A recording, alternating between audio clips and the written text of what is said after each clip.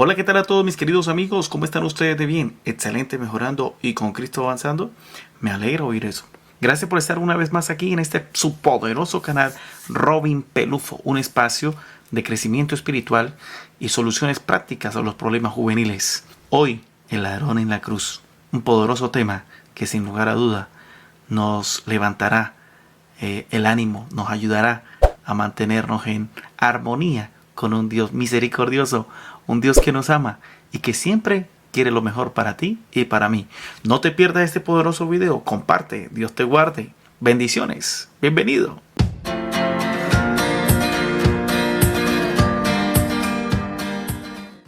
El ladrón en la cruz. Uno de los relatos más conocidos en la escritura es el del ladrón en la cruz. Uno de los dos personajes que fue crucificado con Jesús por los romanos en el año 31 después de Cristo. ¿Qué sucedió exactamente en aquella ocasión? Jesús de Nazaret, después de 3 años y medio de ministerio en Tierra Santa, sobre todo en el norte de Galilea y en el sur de Judea, enfureció al sistema religioso que, temiendo por su autoridad, quiso matarlo. Después de hablar del peligro que representaba a los romanos, el sumo sacerdote de ese año, Caifás, dijo en el libro de Juan, el capítulo 11, el versículo 49 y 50. Noten ustedes lo que dijo. Vosotros no sabéis nada, ni os dais cuenta de que nos conviene que un hombre muera por el pueblo y no que toda la nación perezca. Ese hombre era Jesús. Y desde aquel día acordaron matarlo, según el versículo 53. Aquellas conspiraciones tuvieron éxito y condujeron a la muerte de Jesús en la cruz. Pero Jesús no estuvo solo. Lucas 23, 32 al 33 nos dice: llevaba también con él a otros 2 que eran malhechores para ser ejecutados.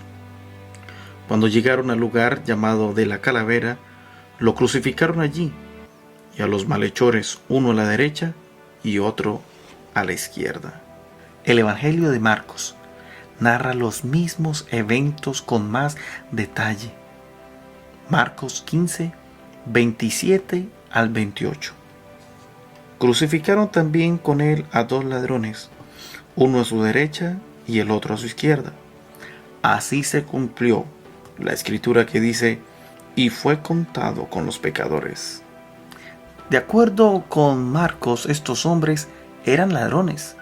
Sin embargo, por dura que sea la ley romana, lo más probable, ninguno de los 2 fue crucificado por robar comida para llevar y alimentar a los hijos en casa. Estos hombres eran un peligro para la sociedad. Generalmente la crucifixión estaba reservada para los peores delincuentes, especialmente para aquellos que amenazaban a la autoridad romana. Marcos también describe lo que pasó con estos hombres con un cumplimiento de una profecía mesiánica en el Antiguo Testamento registrada en el conocido capítulo 53 de Isaías.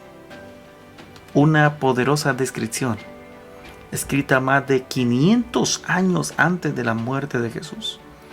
Marcos cita el versículo 12 de ese capítulo que, refiriéndose a Jesús, dice: fue contado con los pecadores. Marcos vio en los pecadores a los 2 ladrones crucificados con Jesús. Aunque hay diferentes términos hebreos para pecado, pecadores, transgresión o iniquidad, el sustantivo original hebreo utilizado en el versículo 12 para transgresores, pechaim, representa el peor tipo de pecado y pecador. La raíz de la palabra se traduce a menudo como rebelión o rebelde. Por ejemplo, Isaías en otro pasaje escribió en Isaías capítulo 1, el versículo 2: oíd cielos y escucha tu tierra, porque habla Jehová. Crié hijos y los engrandecí, pero ellos se rebelaron contra mí. Por lo tanto, estos hombres, estos pechaín, No eran inocentes transeúntes que de la noche a la mañana se encontraron crucificados con Jesús. Eran criminales considerados dignos no solo de la muerte, sino de la muerte más dura, en esa época, la crucifixión. Al menos uno de ellos admitió. Él dijo: recibimos lo que merecieron nuestros hechos. Allá en el libro de Lucas, el capítulo 23, el versículo 35 al 37. Mire lo que dice la palabra de Dios. El pueblo estaba mirando, y aún los gobernantes se burlaban de él, diciendo: a otro salvó, sálvese a sí mismo. Si este es el Cristo, el escogido de Dios. Los soldados también se burlaban de él y se acercaban ofreciéndole vinagre y diciendo: si tú eres el rey de los judíos, sálvate a ti mismo. La multitud de los judíos que estaban allí presentes se burló de Jesús por llamarse el Cristo, el Mesías.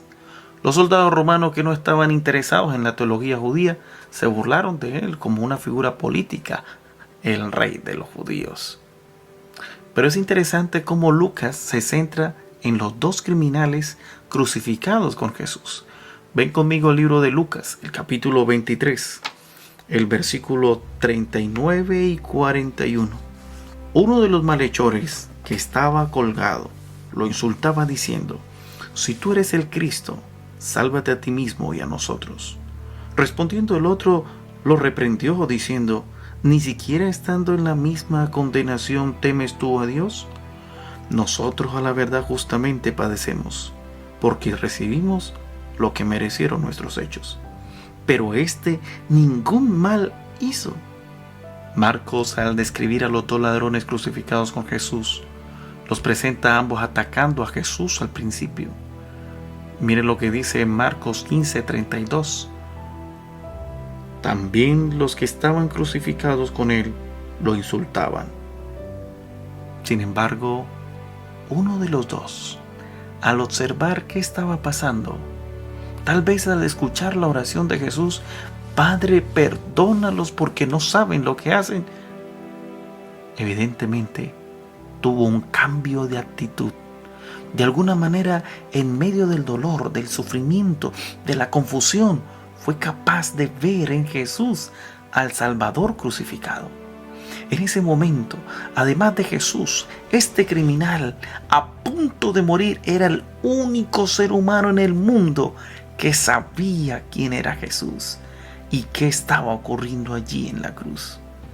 Esto es claro por las siguientes palabras del ladrón a Jesús: acuérdate de mí cuando vengas en tu reino. Lucas 23:42.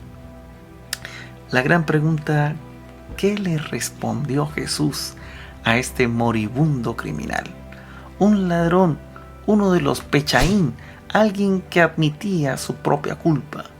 ¿Será que le dijo: amigo, me gustaría ayudarte, pero transgrediste el 8º mandamiento?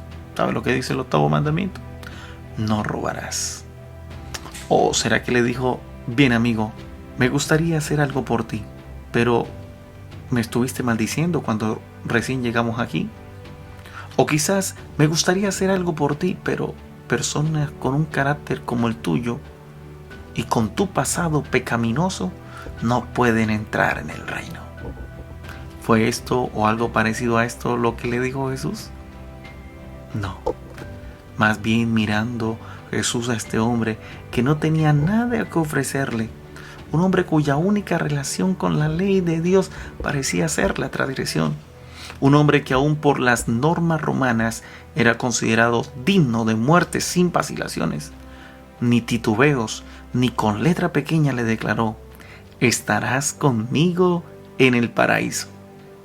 En otras palabras le dijo: bien, amigo, a pesar que me maldijiste, a pesar de tu pasado pecaminoso, a pesar de tus crímenes, tus pecados, tus robos, y a pesar de tu carácter, por tu fe en mí, ahora mismo te digo que tienes la promesa de la vida eterna. ¡Wow! ¿Cómo pudo ocurrir esto? ¿Cómo pudo Jesús darle esta justa y favorable garantía a un hombre que no tenía nada que lo recomendara a Dios?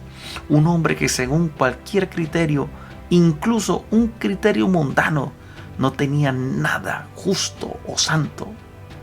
¿Qué hizo ese hombre para merecer lo que Jesús le ofreció con tanta claridad y seguridad? La respuesta se encuentra en el mensaje del primer ángel de Apocalipsis. Se encierra en la frase, el Evangelio eterno. Oh, mi querido amigo, quizás hasta aquí has ofendido a Dios. Quizás tú puedas estar pensando, mi pecado ha sido tan grande, tan horrendo, tan horripilante, que no puedo tener perdón. El problema no es que Dios te perdone, Jesús te perdona. Él está con sus brazos abiertos esperándote. El problema es que no nos perdonamos a nosotros mismos. Estos son buenas nuevas, buenas noticias. Ese es el Evangelio. Por eso, querido amigo que me escuchas, Dios te invita, Jesús te invita a que le abras tu corazón, que aceptes su sacrificio en la cruz. Esto son buenas noticias y esas buenas noticias hay que compartirlas.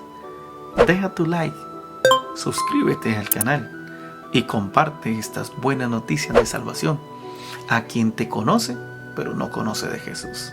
Gracias por estar aquí. Dios te guarde. Un abrazo de Jesús para cada uno de ustedes.